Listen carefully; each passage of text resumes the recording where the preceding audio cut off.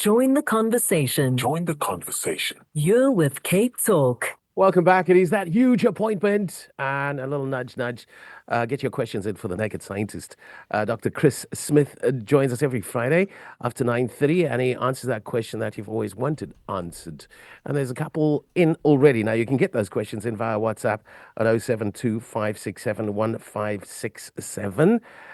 Or you can call on the following number, 021 446 0567, and you'll jump the queue. So there's like a queue, first in, first out, as we welcome Dr. Chris Smith, consultant virologist at Addenbrooke's Hospital, Cambridge.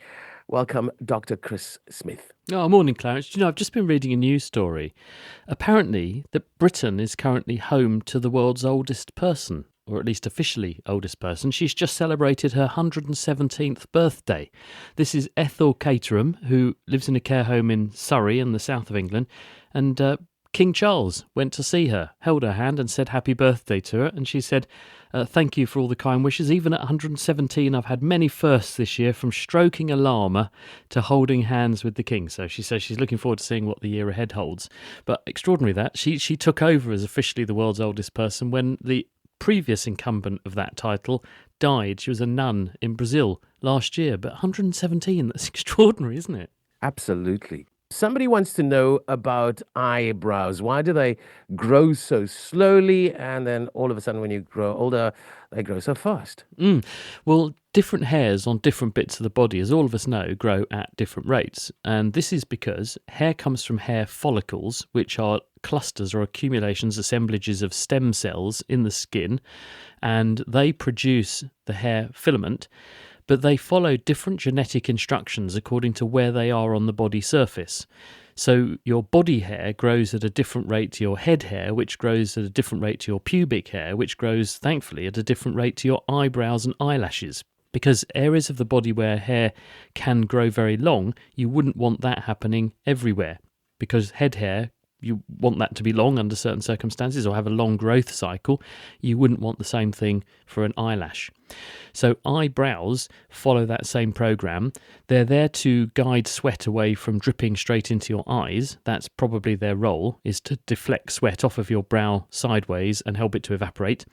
But like all hair follicles, they are also responsive to the hormone testosterone.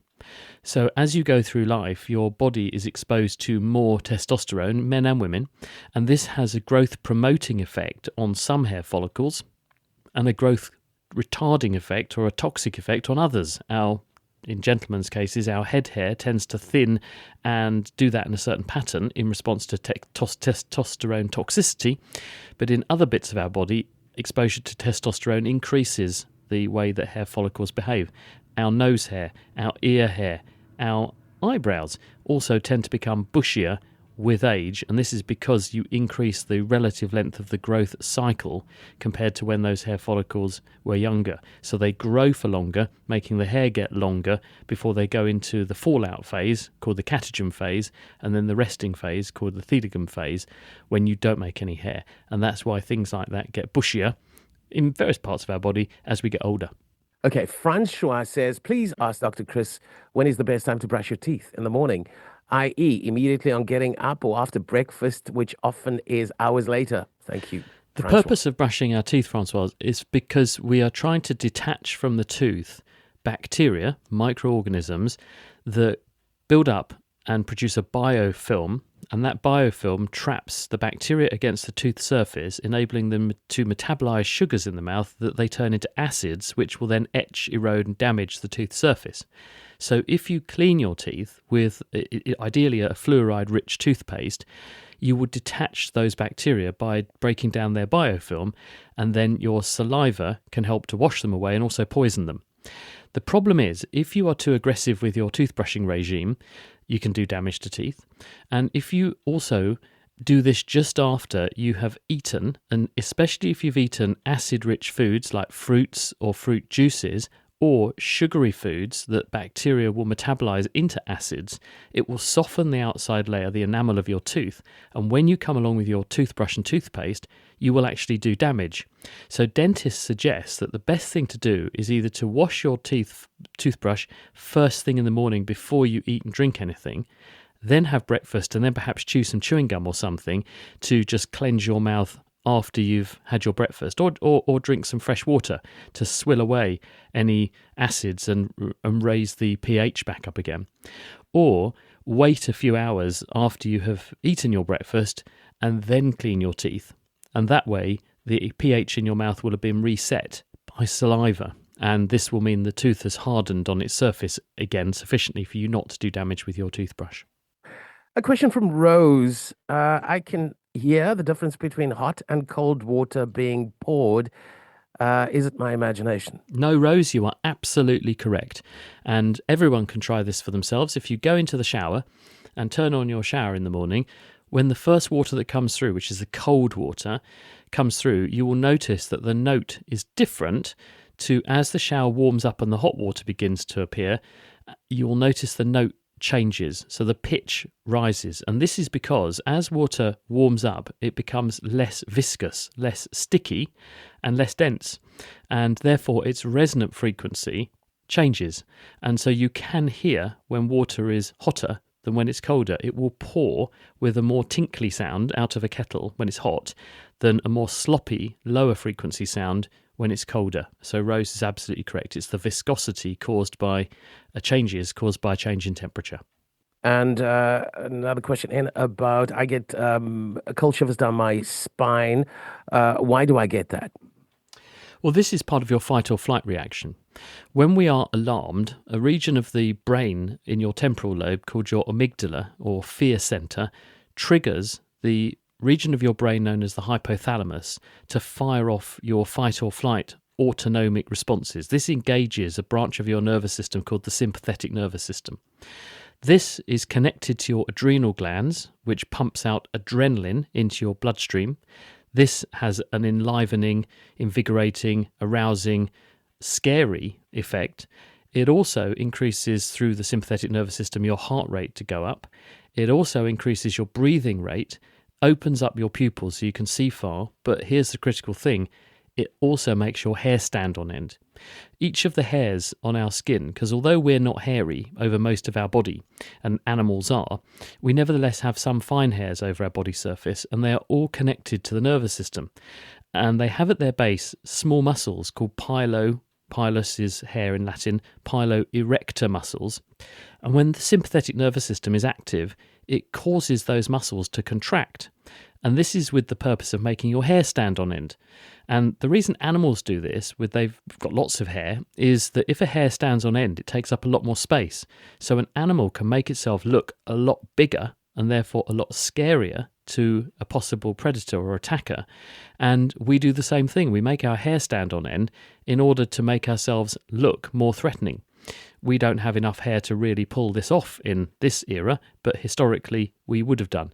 It also has the advantage that if it's cold, your hair stands on end, if you're an animal, to trap more air close to your skin surface and therefore improve your thermal insulation, reduce your heat loss. And that's why you get goose pimples when you're cold. But you also get goose pimples when you're scared. And that shiver going down your spine is the enlivening effect of adrenaline coupled with your hairs standing on end as you erect your piloerector muscles.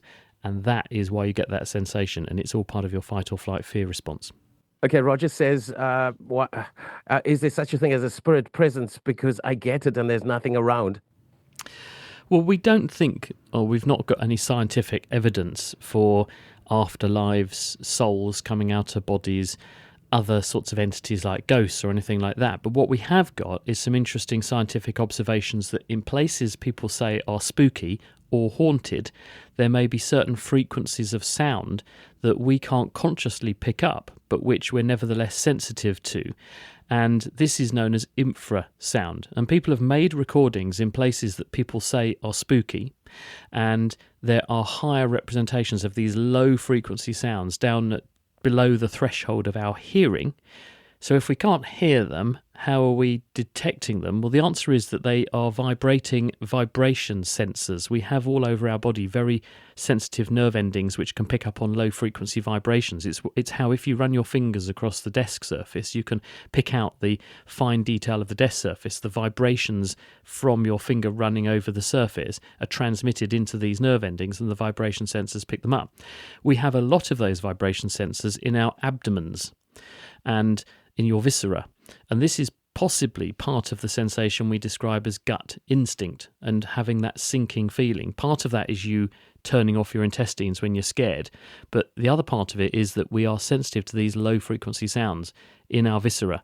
And it does create a sense of unease. And people have tested this because they've made music, or in concerts, they have played additional infrasounds on top of the music at certain movements and asked audiences who didn't know they were being rated in this way to judge how spooky, how intriguing, or what their reaction was to the music. And when the infrasounds are present, people tend to describe the music as darker, as more intimidating or more frightening, or making them feel uneasy compared to when that sound is not present. So we think that at least part of what we call ghostliness or a sense of spookiness is because of these sounds in the environment, which are often there just because of natural resonances or the architecture or the building materials that have been used in certain places that tend to have an effect of amplifying or concentrating those sounds in that environment. Barris is on the line, and we've prioritized his call. Also, Zuki's called, so let's go to Barris first. Welcome, Barris. If I tell my toe to move, is there a measurable difference in time lag? And secondly, is there a difference between a pain response versus a brain response in time differences? It's a bad line. He wants to know what the time lag is between your brain instructing your toe to move. Okay, thanks, Barris. The answer is that the rate at which we make movements is dictated by how fast information travels down the nervous system. Different nerves have different rates of conduction, and different nerves that are different sizes do different jobs in the body. The smallest nerves in the body convey sensations of pain and touch, and the biggest nerves are the motor nerves and those that are conveying sensation of how different parts of our body are moving. So the smallest nerves, the so-called C and A delta fibers, which if you were to prick your finger or burn your hand, those are conveying that sensation. Those nerve fibers are down at about 1,000th of a millimeter in diameter, and they send information pretty slowly, something like a meter per second in the case of so-called C fibers, and up to about 20 meters a second in the case of the A delta fibers. So they're quite slow, but it's still less than a second for most people getting the sensation from their big toe into their nervous system. With the really big nerve fibers, so as I reach into my pocket and I'm fiddling around trying to find the key that I know is going to open my door or turn on my car, and I'm exploring the side of that key with my fingertip, I'm using a class of nerve fibers called A beta fibers, and they're much bigger. They're about 1/100th of a millimeter in diameter, and because they're much fatter, they conduct much faster. And those will go at between 20 and 100 meters per second of conduction velocity. And there are even bigger ones than that move information from your spinal cord down to your muscles, and also from your muscles up to your cerebellum, for example, to tell your body how your body is moving, to keep your brain informed. They will conduct at very fast speeds, 100 meters per second. And in some animals, they have even bigger nerve cells that can go even faster than that. Cats have very fast nerve conduction. So the answer to your question is that it depends on what sort of sensation you're measuring, and it depends on whether this is information coming in or going out from the central nervous system. But as a good guide, for general sensations, 100 meters per second is the rate of conduction. And if your leg is about a meter long and your spine is about a meter long, let's just say, guesstimation, it's about 2 meters. So at 100 meters a second, it's 1/50th of a second for the information to get to your brain. And then for your brain to process it, there's going to be a few more milliseconds of information processing before you're aware of that. Fascinating. We do have another question, a question for the doc from Jay Slubber. Many cooks add oil to butter to increase the smoke point. Is this a kitchen myth? The milk solids are what burns. So how does adding oil change that? Well, when you add any impurity to something, you change its melting point. In the same way as if I put salt in water, then I can reduce the freezing and melting point of water. So if you add some oil, it's oily because it is unsaturated, it's got kinky bonds in it, and I don't mean kinky as in leather gear and whips, it's as in the chains of carbon atoms are a bit kinky, they're bent because of double bonds. If you add the oil to the butter, then you're going to make the butter melt at room temperature because you're going to lower the point at which it will melt. Butter is more saturated, which is why it's a solid. I don't know what that will have or what effect that will have on the other constituents, and when you cook with it, I don't know because I'm not a chef. But if anyone can tell us what effect adding oil to butter would have, then it would be useful to know, and we can then have a think about what scientifically might be going on. But certainly if you add oil to butter, then you're going to reduce the melting point, and therefore you'll have runnier butter, and that might have an effect on how the butter gets into the food at whatever temperature. So you will actually, I would think the butter would have melted in any kind of warm cooking pot, but other chefs may know better. Let's go to Zuki. Zuki, we found you. Welcome. Go ahead with your question. I want to know, what is the biggest determinant of vitamin D synthesis from sun exposure? Is it the area of the body that is exposed? Is it how much of the skin is exposed? Or is it the time? Hi, Zuki. Well, most people don't realise this, but 80% of the vitamin D that we rely on to be healthy is made in our own bodies, and it's made in the skin. We get about 20% of our vitamin D needs from the diet at the moment. People are trying to change that because if you live in countries at very high latitudes, especially like the UK, Scandinavia, in summertime you're just fine. But there's an old saying that as soon as your shadow is longer than you are, you're not making any vitamin D because you need a threshold intensity of ultraviolet rays hitting the skin in order to do this magic conversion of 7-dehydrocholesterol in the skin into cholecalciferol, which is the precursor of vitamin D. And that precursor then goes off to your liver and your kidneys to have some extra chemical modifications to turn it into active vitamin D. So the amount of skin that is exposed to the sun makes a difference. The strength of the sun makes a difference. And the duration you're in the sun makes a difference. And one other important consideration is the colour of your skin. If you have dark skin, there's more melanin in the skin. Melanin is a natural pigment that is there to defend you against insult from ultraviolet rays. So darker skin is less good at allowing through ultraviolet. That's good because it reduces the risk of folate damage. Folic acid is another important vitamin, and also skin cancer risk. But it's bad at allowing you to make vitamin D. Now, in very sunny places where there's lots of sun exposure, nice high-intensity sunshine, dark skin, not a problem. Go to a place where we're just on the cusp of being able to make enough vitamin D, like the UK, for example. People with darker skin are going to struggle much more. But the argument is 15 minutes of sunshine on a bright day on an exposed face and forearms should be enough to give you your vitamin D needs. But obviously at other times of the year you're not going to do so well. So if you're at risk of vitamin D deficiency, and even a person who's pale and pasty like me, I was very shocked to find at the end of winter when I tested myself, I was off the bottom of the scale for vitamin D. And I thought, I eat really well, I get out and about, I'm always outside, I thought I would be okay. So even if me with very white skin can get vitamin D deficient, it can happen to anybody in countries like the UK. So if you're in that situation, consider taking a bit more extra vitamin D to keep you topped up in winter. And we're going to have to wrap it there, as always. That big appointment with a naked scientist every Friday just after 9:30. Dr. Chris Smith, consultant virologist at Addenbrooke's Hospital in Cambridge. We appreciate that time indeed.